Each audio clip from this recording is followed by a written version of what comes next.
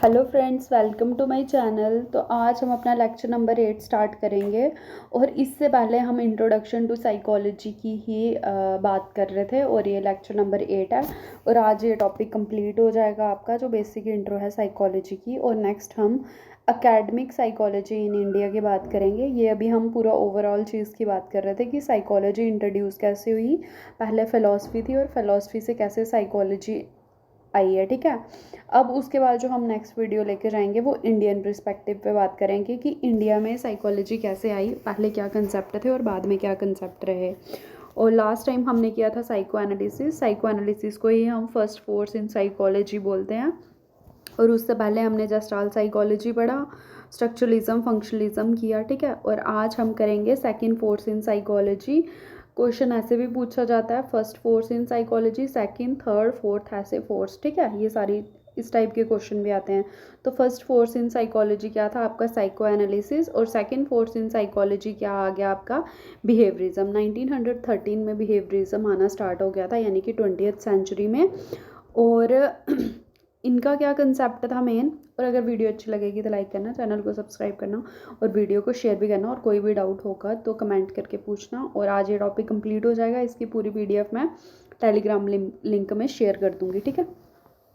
अब आ गया आपको कि बिहेवियरिज्म बोलता क्या है। बिहेवियरिज्म क्या है, रिजेक्ट करता है कॉन्शियस और अनकॉन्शियस माइंड के कंसेप्ट को। बिहेवियरिज्म ने इस तरीके से इनको कंट्राडिक्ट किया कि बोला कॉन्शियस और अनकॉन्शियस माइंड का जो कंसेप्ट है उसको रिजेक्ट कर दिया।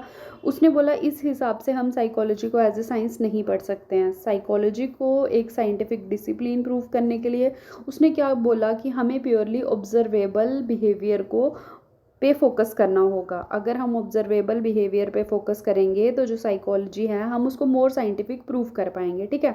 सबसे पहले रशियन फिजियोलॉजिस्ट थे, सॉरी। तो ये जो इवान पावलोव थे, ये क्या थे, फिजियोलॉजिस्ट थे। इन्होंने किस चीज़ पे काम किया, डाइजेस्टिव सिस्टम ऑफ डॉग पे काम किया, जो कि क्लासिकल कंडीशनिंग आप सबको पता होगा। तो क्लासिकल कंडीशनिंग का कंसेप्ट दिया इवान पावलोव ने। ये रशियन फिजियोलॉजिस्ट थे और इस चीज़ के रिलेटेड इनको नोबेल प्राइज़ भी मिला। कौन से ईयर में मिला, कमेंट करके बता सकते हो आप, ठीक है। क्लासिकल कंडीशनिंग में इन्होंने बेसिकली क्या बताया कि जो बिहेवियर है उसको लर्न कर सकते हैं एसोसिएशन की हेल्प से, यानी कि एसोसिएटिव लर्निंग की इन्होंने बात की। अब वो एसोसिएशन किस किस के बीच में होगी, association between environmental stimulus and neutral stimulus. इनका एक्सपेरिमेंट हम डिटेल में जाके पढ़ेंगे लर्निंग में। इन्होंने क्या किया था कि जो आपका इन्वायरमेंटल स्टिमुलस है और उसको एक न्यूट्रल स्टिमुलस के साथ क्या किया था, एसोशिएट किया था। और उसके बाद इन्होंने कंडीशनिंग करवाई थी, जो डॉग का एक्सपेरिमेंट था, ठीक है। जैसे कि मीट पाउडर दे दिया या फिर उसको कुछ फूड दिया और उसको क्या हो रहा था, फूड से डायरेक्ट सैलिवेशन हो रही थी, ठीक है। अब क्या किया इन्होंने, बेल को इंट्रोड्यूस करवा दिया। और ये क्या करते थे, फूड को प्रेजेंट करने से पहले बेल बजती थी। तो जो बेल था ये क्या था आपका, न्यूट्रल स्टिमुलस था। और फिर क्या होती थी, सैलिवेशन होती थी डॉग को। फिर उसके बाद क्या किया, एक टाइम ऐसा आ गया, इतनी कंसिस्टेंसी इन्होंने मेंटेन रखी कि बेल बजने पे ही क्या हो रहा था, सैलिवेशन हो रही थी। तो जो बेल है ये न्यूट्रल स्टिमुलस था, न्यूट्रल से ये क्या हो गया, कंडीशन स्टिमुलस में कैसे कन्वर्ट हो गया, ये हम पढ़ेंगे लर्निंग में, ठीक है। तो इस टाइप का इनका एक्सपेरिमेंट था डॉग के डाइजेस्टिव सिस्टम को लेके। तो सबसे पहले ये चीज़ आई। उसके बाद क्या हुआ, दूसरे जो साइकोलॉजिस्ट थे जिन्होंने बिहेवियरिज्म में काम किया वो कौन थे आपके, जेबी वॉटसन। इनको फादर ऑफ बिहेवियरिज्म भी बोलते हैं। अगर क्वेश्चन आए फादर ऑफ बिहेवियरिज्म कौन है तो जेबी वॉटसन है। 1913 में इन्होंने एक पेपर लिखा, psychology as a behaviourist view, ठीक है। ये किसने लिखा है ये पेपर, ये लिखा आपके जेबी वॉटसन ने। तो जितने भी पेपर या बुक्स अभी तक मैं बता रही हूँ किसने क्या किया, या प्रिंसिपल ऑफ साइकोलॉजी, ये सारी चीज़ें जिसने दी हैं ये चीज़ें याद रखना, क्योंकि ये बेसिक स्टार्ट से चीज़ें एंटर हो रही हैं। तो ये पेपर में पूछी जाती हैं आपकी, क्या हिस्ट्री में पूछते हैं, साइकोलॉजी की हिस्ट्री में। फिर ये क्या इन्होंने क्या किया, this school of thought continue to dominate for 50 year. अब ये जो बिहेवियरिज्म था इसने कोई 50 ईयर्स तक डोमिनेट किया, मतलब इनकी चीज़ें चली और एड ऑन चीज़ें होती रही। उसके बाद ये हमारा थॉट है, या फिर इसको क्या बोल सकते हैं, स्कूल ऑफ थॉट बोलते हैं हम बिहेवियरिज्म को। तो इसको भी किसने डोमिनेट कर दिया, आगे जाके पढ़ते हैं उसको। फिर आगे आपके इसमें BF स्किनर, इन्होंने ऑपरेंट कंडीशनिंग की बात की जिसमें रीइंफोर्समेंट और पनिशमेंट की बात हुई है। बट बट जब लर्निंग में करेंगे तो तब बताऊंगी। सबसे पहले रीइंफोर्समेंट या फिर पनिशमेंट की बात किसने की है, BF स्किनर ने नहीं की है, किसी और ने की है, ठीक है। इनके अकॉर्डिंग क्या था, अगर हम एक बिहेवियर को रीइंफोर्स कर रहे हैं, if behaviour is reinforced the behaviour is more likely to be repeated. अगर किसी बिहेवियर को रीइंफोर्स किया जा रहा है तो उस बिहेवियर के रिपीट होने के चांसेस इंक्रीज़ हो जाते हैं। जैसे अगर कोई एक बच्चा अच्छा काम कर रहा है, मैं उसको उस चीज़ के लिए कुछ रिवॉर्ड दे रही हूँ, तो चांसेस ज़्यादा इंक्रीज़ हो जाएंगे कि इन फ्यूचर वो उस बिहेवियर को दोबारा से क्या करेगा, रिपीट करेगा, ठीक है। नेक्स्ट आ गया आपके John Dollard and Neal Miller. इन्होंने क्या किया, आइडेंटिफाई हैप्चुअल रिस्पॉन्सेज को आइडेंटिफाई किया। अब जो बिहेवियरिज्म था ना, वो मेन फोकस एक ही चीज़ पे कर रहा था, ऑब्जर्वेबल बिहेवियर पे, ठीक है। अब देखो इसको किसी ना किसी ने तो कंट्राडिक्ट करना ही था फ्यूचर में, तो देखते हैं किसने किया। फिर आइडेंटिफाई हैप्चुअल रिस्पॉन्सेज और 4 एलिमेंट्स का यूज़ किया, drive, response, Q and reinforcement. Paper में पूछा जाता है ये। अब हैप्चुअल रिस्पॉन्सेज के लिए कौन सा ब्रेन का पार्ट रिस्पॉन्सिबल है, वो है डॉर्सल स्ट्रैंटम। इसको बेसल गैंग्लियन में पढ़ते हैं हम, और ये क्या है, सुपीरियर और पोस्टीरियर पार्ट है, ठीक है। तो ये भी पता होना चाहिए क्योंकि ये भी पेपर में आ जाता है कि हैप्चुअल रिस्पॉन्सेज के लिए कौन सा पार्ट रिस्पॉन्सिबल है। फिर आगे उसके बाद आपके जोसेफ वोल्फ, इन्होंने क्या किया, सिस्टमैटिक डिसेंसाइजेशन एक टेक्निक दी जो फोबियाज़ को ट्रीट करने के लिए यूज़ होती है, ये भी बिहेवियरिज्म में हम पढ़ते हैं। एल्बर्ट बंडूरा 1925 में इन्होंने ऑब्जर्वेशन लर्निंग की बात की। अब देखो इधर थोड़ा थोड़ा कंट्राडिक्ट होना स्टार्ट हो गया था। अब थे ये भी बिहेवियरिस्ट, बट इन्होंने ऑब्जर्वेशन लर्निंग के टाइम क्या किया कि जो ओपरेंट कंडीशनिंग और जो क्लासिकल कंडीशनिंग थी उसको यूज़ करके क्या किया, सोशल लर्निंग की बात की, ठीक है। इन्होंने बोला कि सिर्फ ऑब्जर्व करके नहीं लर्निंग होती है, बट क्या करते हैं हम उसको इमिडिएट करके भी करते हैं, किसी को देख के चीज़ें परफॉर्म करते हैं। ऐसी ऐसी चीज़ें आने लगी कि जो ओपरेंट और क्लासिकल कंडीशनिंग है, इन दोनों को यूज़ करके नई टाइप की लर्निंग दे दी इन्होंने, ऑब्जर्वेशन लर्निंग। अब देखो पहले भी तो यही बोल रहे थे कि ऑब्जर्वेबल बिहेवियर को क्या करना चाहिए, लर्न करना चाहिए, बट इन्होंने इस टाइप की लर्निंग के बारे में बात कर ली। और थेरेप्यूटिक टेक्निक्स आ गई, बिहेवियरल एनालिसिस जिसमें आ जाता है बिहेवियर मॉडिफिकेशन, टोकन इकोनॉमी।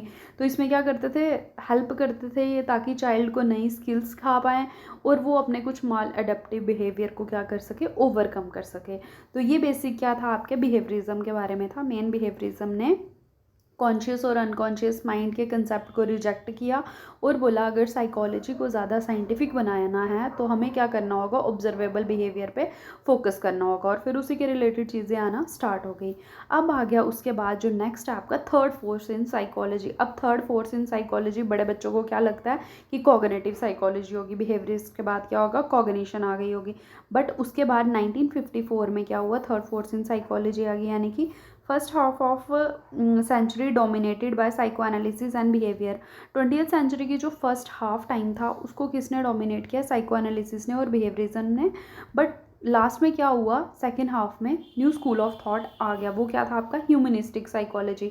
इन्होंने मेन फोकस किस पे करना स्टार्ट किया, आपके कॉन्शियस एक्सपीरियंस पे, ठीक है। फिर से कॉन्शियस एक्सपीरियंस की बात आ गई, बट वो माइंड की थी, ये एक्सपीरियंस की है। अब कार्ल रॉजर्स सबसे इंपॉर्टेंट है जिनको हम ह्यूमनिस्टिक साइकोलॉजी में पढ़ते हैं। इनका क्या स्ट्रॉन्ग क्या था, believe strongly in the power of free will and self determination की पावर पे ये स्ट्रांगली क्या करते थे, एग्री करते थे। फ्री विल क्या आ गई आपकी, the idea that we can play an active role and have a choice in how we behave, यानी कि हमारी लाइफ में हम अपनी लाइफ में क्या चीज़ हमें परफॉर्म करनी है, किस चीज़ को हमने चूज़ करना है, इसमें हम ज़्यादा एक्टिव पार्टिसिपेट करते हैं और हमारा ज़्यादा एक्टिव रोल होता है कि हमें किसी सिचुएशन में कैसा बिहेव करना है। कोई हमें कंट्रोल नहीं कर सकता जितना हम खुद को कंट्रोल कर सकते हैं, ठीक है। फिर दूसरा क्या आ गया आपका, अब्राहम मैस्लो। इन्होंने क्या किया, need of hierarchy of need the, motivation में पढ़ेंगे हम इसको। और जो कार्ल रॉजर हैं इनको भी हम डिटेल में पढ़ेंगे, किस में पढ़ेंगे, काउंसलिंग में पढ़ेंगे इनको, ठीक है। और कॉन्करेंट इनकॉन्करेंट बड़ी सारी चीज़ों के बारे में इन्होंने बात की है। तो ये आ गया आपका ह्यूमनिस्टिक साइकोलॉजी का। उसके बाद आ गई आपकी cognitive psychology.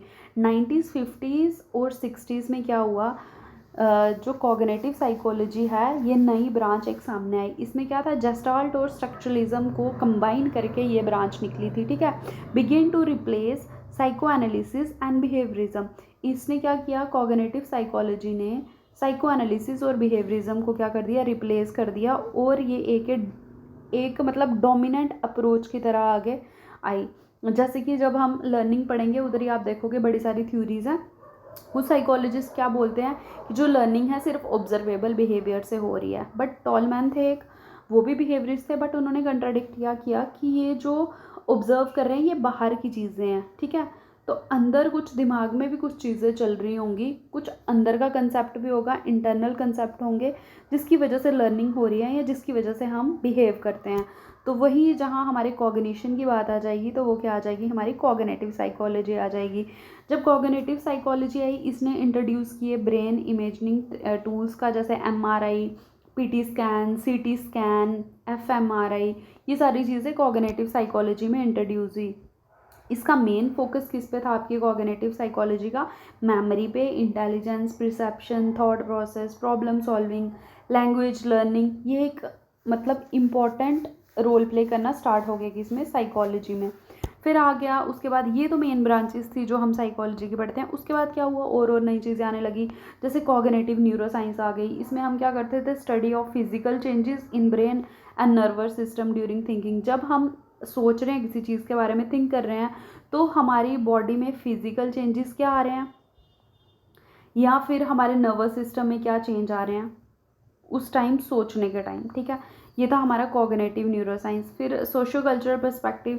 Socio cultural perspective देखो दो वर्ड से बना है, सोशियो यानी कि सोशल, और कल्चरल यानी कि जो हमारा सोसाइटी और हमारा कल्चर है उसका क्या इम्पैक्ट पड़ रहा है हमारे बिहेवियर पे।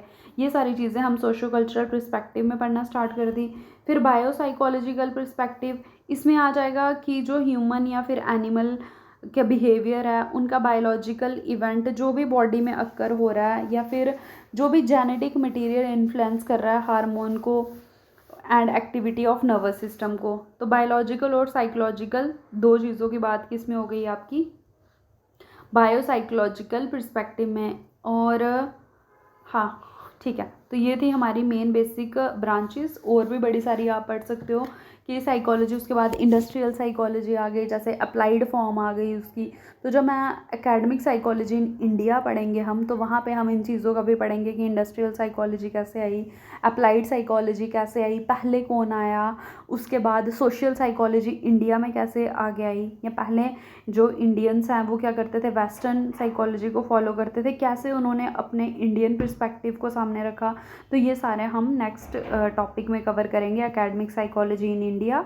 तो ये बिल्कुल बेसिक था आपका इंट्रोडक्शन टू साइकोलॉजी, कि साइकोलॉजी आई कैसे, कहाँ से स्टार्ट हुई, साइकोलॉजी के पेरेंट्स कौन है, यानी कि कौन से सब्जेक्ट में से ये एज ए न्यू सब्जेक्ट बन के सामने आई थी, ठीक है।